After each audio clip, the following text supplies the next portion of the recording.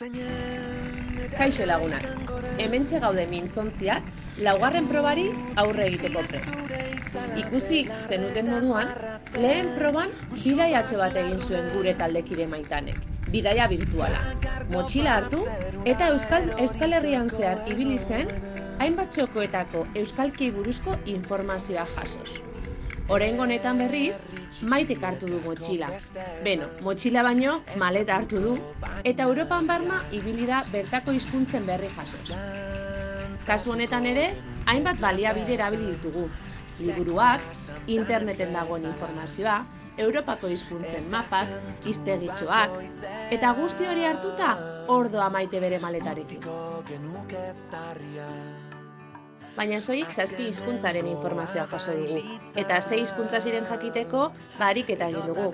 Emandoko kantuak itzuli ditugu itzultzaileak erabiliz, eta horrela jakin dugu zeintzuk ziren hizkuntza hauek. Bere bidaia luzeko lehen geldiunea, polonierari buruz informazioa jasotzeko egin du Maitek. Poloniera ezagutu eta gero, bere bidaiarekin jarraitu du Maitek, eta beste hizkuntza batzuk ezagutzera joan da. Nederlandera, greziera, katalana, lituaniera, galiziera eta azkenik Eskoziako gaelikoa.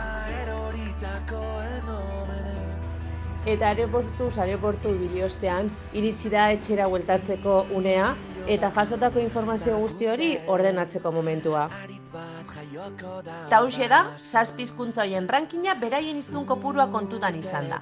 Leheneko postuan Poloniera, 50 milioitik gora hiztun dituelarik. Bigarrena, Nederlandera, 27 milioirekin. Hirugarrena, Greziera, 15 milioirekin. Laugarrena, Katalana, 11,5 milioirekin. Bosgarrena, Lituaniera, 4 milioirekin. Seigarrena, Galiziera, 3.160.000 hiztunekin, eta azkena 7. postuan Eskoziako gaelikoa edo gaelera, 58.652 hiztunekin, eta hauei beste 500 hiztun gehitu behar zaizkie.